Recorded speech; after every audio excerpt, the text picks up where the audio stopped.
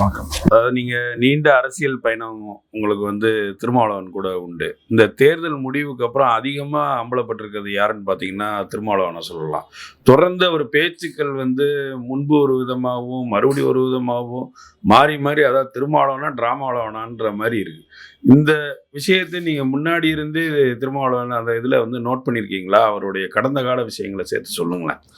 இப்போ லேட்டஸ்ட்டாக அவர் எல்லாரும் என்ன சொல்கிறாங்க, அவர் மாற்றி மாற்றி பேசுகிறாரு, மன பிறழ்ச்சியில் இருக்காரு, மன வருத்தத்தில் இருக்காரு, ஒரு தெளிவு இல்லாமல் இருக்காரு.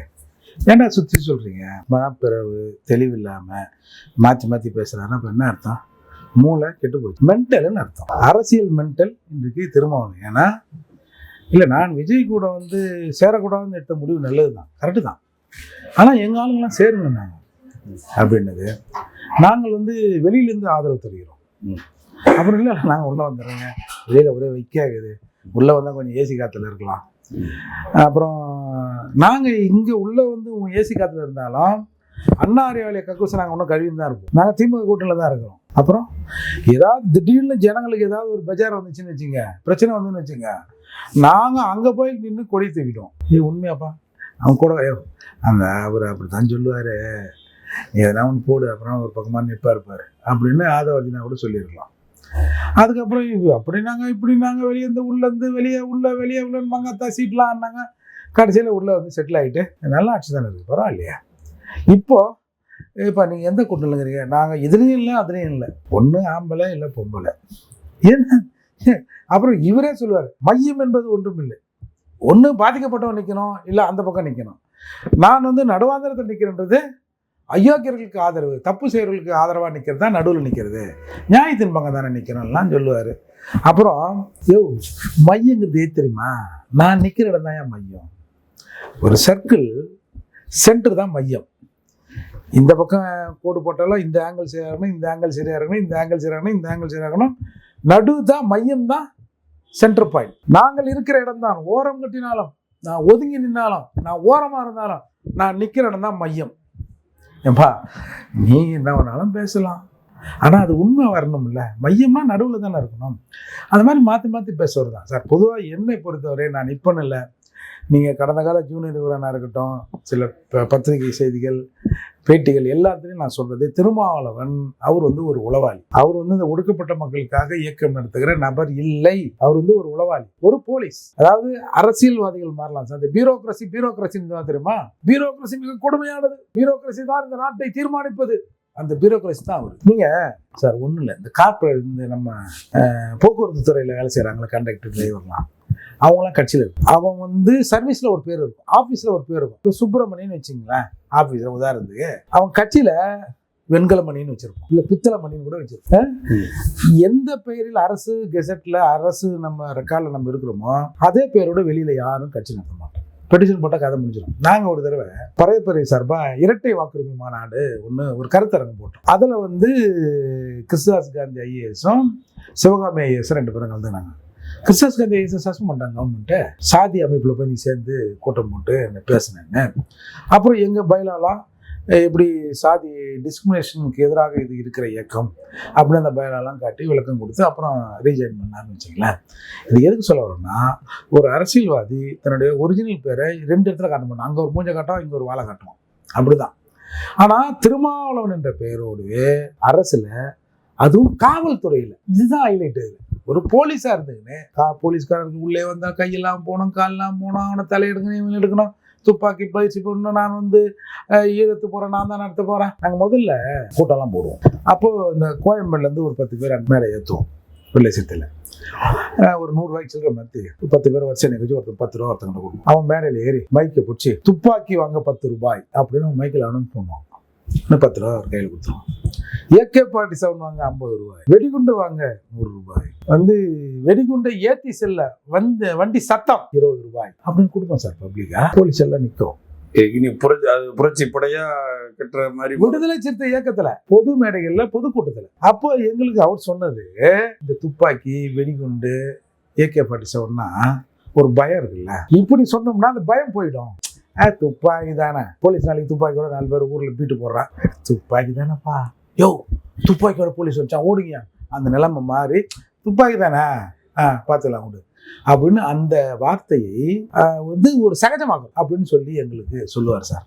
நாங்களாம் அப்படி ஏற்றுவோம். கடைசியில் இதில் என்ன நடந்திருக்குன்னா, நாங்கள் ஒரு 10 பேரை செட்டப் பண்ணி ஏற்றுறோம்ல, இந்த 10 தானே அடுத்த கூட்டத்தில் 8 ஆகும், 7 ஆகும், இல்லை 12 ஆகும். இப்போ இந்த ஆயுத கலாச்சாரத்திலே ஒரு சிலர் வந்து இருப்பான் சார் ஊரில் பப்ளிக்கா. அவன் என்ன பண்ணுவான், டக்குன்னு அவங்க ஒரு 20 ரூபா எடுத்து துப்பாக்கி வந்து 20 ரூபா. அப்போ இயல்பா இந்த ஆயுத சிந்தனையில ஒரு சில பொதுமக்கள் ஆட்கள் வந்திருப்பாங்கல்ல, அவன் என்ன பண்ணுவான், டக்குன்னு ஏறி துப்பாக்கி வாங்க 20 ரூபா நீட்டின உடனே, என்னடா புதுசாக எவனை ஒருத்தர் நீட்டுறான், யார் அவன் அப்படின்னு அங்கே பதிவு செய்யப்படும். அங்கே இருக்கிற போலீஸ் அதோட வேலை தானே. அப்போ இந்த மாதிரி தான் ஆயுத சிந்தனை உள்ளவர்களை காட்டி கொடுப்பதற்கு அந்த வேலை நிகழ்த்தப்பட்டதாக பின்னால நாங்கள் தெரிஞ்சுக்கணும். அப்போ தெரியல, பின்னால் தெரிஞ்சுக்கணும். இது எப்படின்னா, நீங்கள் ஆரம்ப காலத்தில் செவத்தெல்லாம் பார்த்தீங்கன்னா பெரிய கத்தி போட்டிருக்கும், அதில் அப்படியே ரத்தம் சுட்ட சுட்ட கீழே ஒரு தலை இருக்கும். அது வால் கை மாறும்போது வாழ்க்கை மாறும். இது உண்மையில அப்படி தானே, அவன் அடிக்கிற வரைக்கும் தானே. அப்புறம் திருப்பி அடித்தோம்னா ஐயோ எனக்கு வலிக்குதே, வேணாங்க போதுங்க நிப்பாட்டுருவோம் அப்படின்னு நிப்பாட்டுருவாங்கன்ற ஒரு தத்துவத்தின் அடிப்படையில் ஆயுத போராட்டம், ஆயுதம் எடுக்கணும், பயிற்சி எடுக்கணும், இலங்கைக்கு போகணும், வந்து இங்கே ஒரு பெரிய ஆயுத போராட்டம் நடக்க போகுது அப்படி இப்படின்னு இளைஞர்கள்லாம் இந்த தலைமுறை தியாக தலைமுறை, நம்ம எல்லாம் தியாகம் பண்ணுறோம் அடுத்த தலைமுறை வாழ்வதற்கு அப்படி இப்படின்னு எதையெல்லாம் வந்து நம்ம உள் அரங்கத்தில் குழு அரசியலில் உள்ளுக்குள்ளே பேசுகிறோமோ அது எல்லாத்துலேயும் வெளியில் பேசி, மேடையில் பேசி, மைக்கில் பேசி அந்த மன ஓட்டத்தில் இருக்கிறவங்கள ஒரு லைன் எடுக்கிறாங்க. எடுத்த உடனே இவையெல்லாம் வந்து போலீஸுக்கு ஆள் காட்டப்படுகிறான். இப்போ நீங்கள் ஒரு சேரி எடுத்தீங்கன்னா இதில் ஒரு 4 பேருங்கிறான், 4 பேர் சித்தகத்தன்னு பேசுவான், ஒரு 2-3 இது திட்டு கொட்டுங்க, கல்லடிக்கும், பஸ்ஸை கொளுத்தோம், அதை கொளுத்தோம், இதை கொளுத்தோம். ஒருத்தன் 2 பேர் இருக்கிறான், பொருளுக்குள்ள வச்சு ஒருத்தனை போடணுன்னா கூட போடுவான்னு அந்த லிஸ்ட் இருக்குல்ல, சேரிக்குள்ளே எவன் என்னென்ன மனநிலையில் இருக்கிறான், புரட்சிகர சிந்தனையில், குறிப்பாக புரட்சிகர சிந்தனையில் எவன் இருக்கிறான்னு அவன்களை காட்டி கொடுக்குற பியூரோக்ரசி தான் திருமாவளவன். இது எப்படின்னா, ஒரு உதாரணத்துக்கு இப்போ வந்து இந்தியாவின் பல்வேறு மாநிலங்களில் ஆயுத குழுக்கள் இருக்குது. அந்த சிந்தனை, அந்த போராட்டம் சரியா தவறாங்கிறதை தாண்டி இருக்குறத நம்ம ஒத்து தான் ஆகணும். பல ஊர்களில் அரசாங்கம் வரி வாங்குற மாதிரி குழுக்களும் வரி வாங்குற பகுதிகளும் நம்ம நாட்டில் இருக்க தான் செய்யுது. ஒரு கம்பெனியில் வந்து வேலை செய்யலாம், யார் இந்த ஊர் இந்த ஸ்டேட்காரனா வேறு ஸ்டேட்காரனான்னு செக் பண்ணுற வரையிலும் குழுக்கள் தங்கள் வேலையை.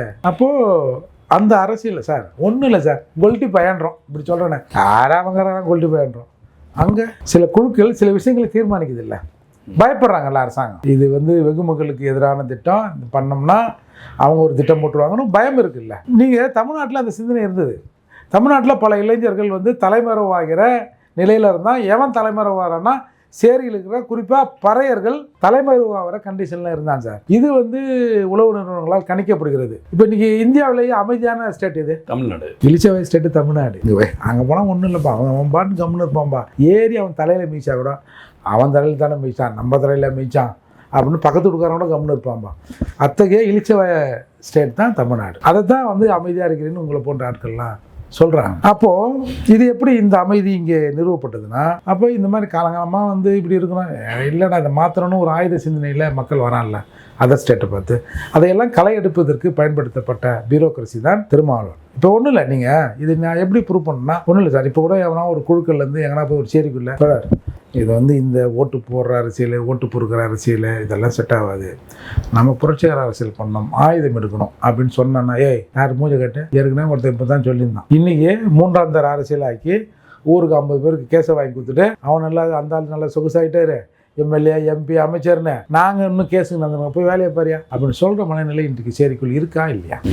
இதை உருவாக்குவதற்கு பயன்படுத்தப்பட்டவர் தான் தோழர் காவல்துறை அதிகாரி திருமாவளவன். அதை உருவாக்குகிறார். மூப்பனாரால் தேர்தல் காலத்தில் வந்து கொண்டாந்து போய் நில்லுன்றாங்க, உடனே தேர்தலில் போய் நிற்கிறாரு. இன்றைக்கி அப்படி மாற்றி அங்கே இங்கே அப்படின்னு மாற்றுறாரு. அதாவது இல்லை அந்த இது வந்து தொடருதுன்னு நினைக்கிறீங்களே? இப்போ அடுத்தடுத்து முத்துக்குமார் மரணத்துலேயும் சரி, இது போல் வந்து பெரிய இஷ்யூ ஆம்ஸ்ட்ராங் மரணத்துலேயும் சரி, இது போல் தொடர்ந்து மரணங்களில் பூராமே திருமாவளவன் வந்து அந்த போராட்ட குணத்தை நீர்த்து போகிறதுக்கு உண்டான விஷயங்களை தொடர்ந்து செஞ்சுருக்காருன்னு. உங்களுக்கு ஞாபகம் இல்லாத ஒரு விஷயத்த சொன்னேன், அனிதா மரணம். நீங்கள் இப்போவும் போய் கூகுளில் செக் பண்ணி பாருங்கள், அதுவும் பர்டிகுலராக தந்தி டிவி செய்திகளை வந்து பாருங்கள், ஒரு சிறப்பு தொகுப்பு ஒன்று போடுறான். மிகப்பெரிய போராட்டமாக வெடிக்க வேண்டியது, மிகப்பெரிய புரட்சியாக மாற வேண்டியதை இலகுவாக கையாண்டு முடித்தார் திருமாவளவன். இது ஆட்சியாளர்களுக்கு இது சரி. ஏகப்பட்ட பிரச்சனை வந்திருக்கேன் பாரியா, நம்பால சூப்பராக டேக்கிள் பண்ணி முடிச்சு விட்டான்ப்பா, நிம்மதிரா அப்படின்னு அந்த டிஸ்ட்ரிக்ட் இருக்கிற எஸ்பி, கலெக்டர், அப்படியே டிஐஜி, ஐஜி, டிஜிபி, சீஃப் மினிஸ்டருக்கு சந்தோஷப்படலாம். ஆனால் அந்த மக்கள் அந்த உடலை வைத்துக்கொண்டு ஒரு போராட்டத்தை எடுத்தார்கள். இரவோடு இரவாக ஸ்டாலினை வர வச்சு அஞ்சலி செலுத்த வச்சு இரவோடு இரவா அந்த உடலை அடக்கம் பண்ணி விட்டாரு திருமாவளவன். எல்லாம் ஜனங்கள்லாம் கொதிச்சு போய் இது பெரிய பிரச்சனையாக மாத்திரம். ஆமாம், ஒரு மூர்த்தி சொல்கிற மாதிரி பெரிய பிரச்சனை கீச்சிருவாங்களா அப்படின்லாம் கேட்காதீங்க. ஒரு 2 நாள் அந்த உடலை வைத்து போராட்டம் பண்ணால் கூட அந்த நெருப்பு ஒவ்வொரு நெஞ்சிலும் இருக்கும். இப்போ சார் நீங்கள் எல்லாருமே நம்ம கிராமத்துலேருந்து வந்தவங்க தானே. இப்போ கிராமத்தில் நைட்டை ஒரு பொண்ணோ இன்னும் செத்துட்டா எந்த மாதிரி பொண்ணு நைட்டை ராத்தங்க விடாமல் எதுவும் எரிப்பாங்க. அது ஒரு மாதிரியாக தவறி அந்த மிஸ்கேரிங் அது இது ஆனால் பிள்ளைங்களை தான் அந்த இது அந்த கர்ப்பம் நைட்டு தங்கக்கூடாது, இரவில் ஒரு ஊருக்கே கெடுதி ஆகிடும்னு ஒரு நம்பிக்கை. அதன் அடிப்படையில் ராவ எடுத்து போய் அடக்கம் பண்ணுறது தான் வழக்கம். அப்போது அனிதா அவர்களின் உடலை இரவோடு இரவாக கொண்டு போய் அடக்கம் பண்ணி காலையில் பால் ஊற்ற வேண்டிய அவசியம் இல்லை. அதை இவன் போடுறான். மிகப்பெரிய பிரச்சனையாக மாற வேண்டிய விஷயத்தை லாபகமாக கையாண்டார். இதுதான் திருமாவளவன். நீங்கள் பல ஊர்களில் பாடி செத்துரும், அட்ராசிட்டியில் இறந்துருவாங்க. அவன் வீட்டுக்காரன் சொந்தக்காரன் ஊருக்காரனா போனாய் ஏன் இதில் அக்யூஸ்டாக அவனை கைது பண்ணாமல் நாங்கள் பாடி வாங்க மாட்டோம். நாங்கள் பாடி வாங்கி என்ன பண்ண போகிறோம்? நீ முதல்ல அக்யூஸ்ட்டை கைது பண்ணுவோம். ஒரு 4 நாள் 3 நாள் ஆகும். இன்னும் தலைவருக்கு இன்ஸ்ட்ரக்ஷன் வரும். அது என்னன்னு பாரு. உடனே போவார். போய் எல்லாத்தையும் பார்த்துக்கிட்டு அதுக்கு இது 1 மணி நேரம் 2 மணி நேரம் இருந்துட்டு நீங்கள் பாடியை வாங்கினீங்க, பாடி நாரிடும், அப்புறம் இறுதி சடங்கு பண்ணுறதெல்லாம் சிரமமாக இருக்கும். நாங்கள் ஒரு வாசகம் வச்சுருக்கோம், அது கொஞ்சம் கேளுங்க. வீழ்ந்த பலிகளை கணக்கில் எடுப்போம், விடுதலை போரிலே கடனை அடிப்போம். இந்த பலியை கணக்கில் வச்சு புக்கர்றா எழுதிக்கடா. இது எத்தனாவதா? 300ஆவதா? 301 சுகுமாரா எழுதிக்கா. ஏங்க அதெல்லாம் கணக்கில் வச்சுட்டோம், விடுதலை போர் வரும்போது எல்லாத்தையும் சரி பண்ணுவோம் அப்படின்னு அந்த பாடியை எடுத்து கொடுத்து அடக்கம் பண்ணிவிட்டு சார் சட்டம் ஒழுங்கு பிரச்சனைலாம் இல்லாமல் பண்ணிட்டாங்க அப்படிங்கிறவங்கள தான் நீங்கள் தமிழ்நாடு முழுக்க நீங்கள் பழனியாக இருக்கட்டும், தருமபுரியாக இருக்கட்டும், கன்னியாகுமரியாக இருக்கட்டும், எல்லா இடங்களிலும் இதற்கான உதாரணம் இருக்கும்.